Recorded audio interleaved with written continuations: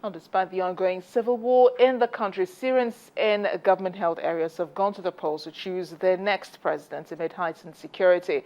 President Bashar al-Assad is, however, expected to win a third 7-year term in office.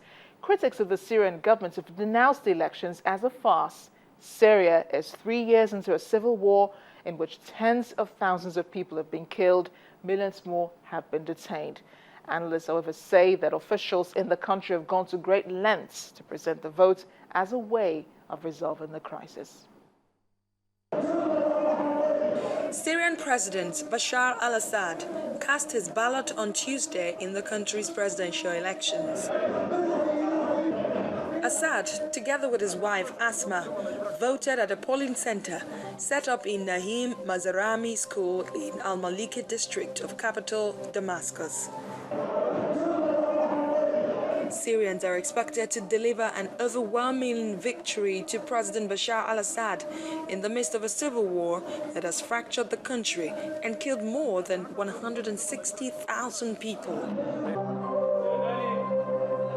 Assad's opponents, including rebel fighters, the political opposition in exile, Western powers, and Gulf Arabs have dismissed the election as a charade, saying no credible votes can be held in a country where wide swathes of territory are outside state control and millions of people have been displaced.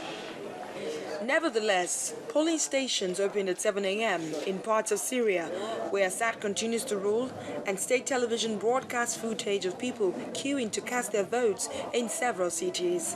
Assad is running against two relatively unknown challengers, who were approved by a parliament packed with his supporters.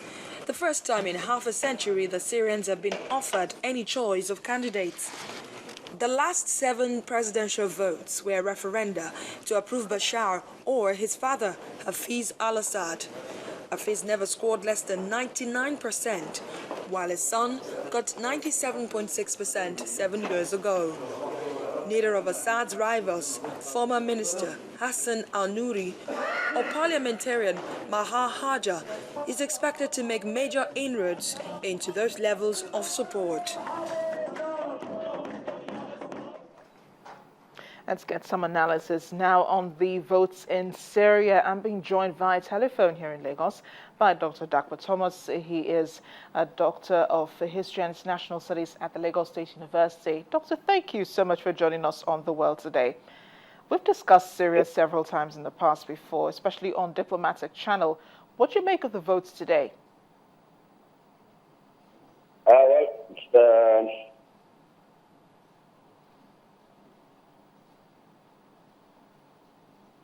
I can't hear you again.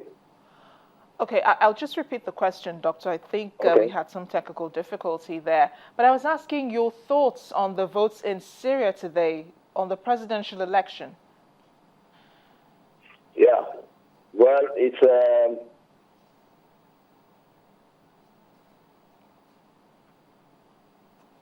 okay, because it's breaking at a point, but don't worry, let me just make a general comment on the election. If you look at it, it's a way, politically at the domestic level, it's a way of,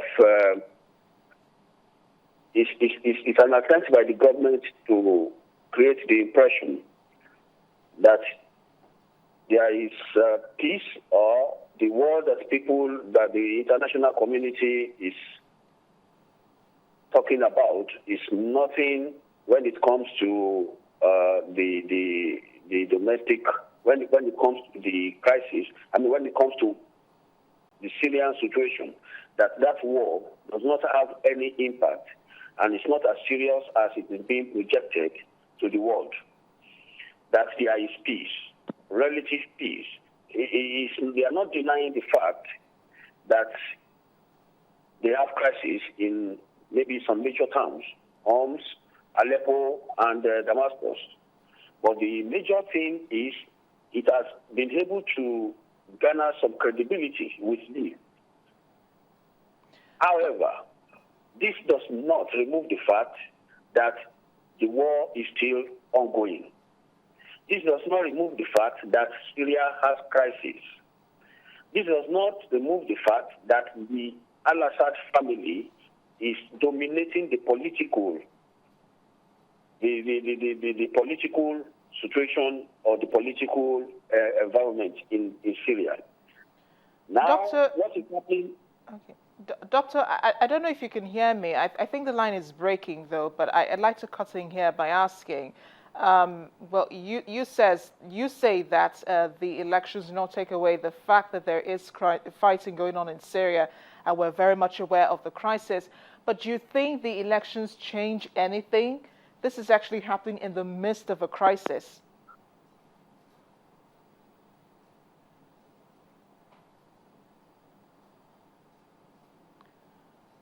I do think we have lost Dr. Thomas Devil. I don't think the election has changed anything. The crisis is still there. The crisis is still on. And then the fact is, a resolution to the crisis or to the conflict has not been found. The international community has not been able to come up with any resolution of the crisis. And as such, creating the impression that things are okay in Syria is just, as far as I'm concerned, it's a deception to the international, it's a deception by the Syrian authority to the international community. The fact is, Syria is in serious crisis, or Syria has been in serious crisis for the past 3 years. And I believe that until there is some element of sincerity on the part of the Syrian authorities, particularly the president, this particular charade is going to continue to escalate the war. What I think they should do is to see how they can resolve the conflict before going for the election.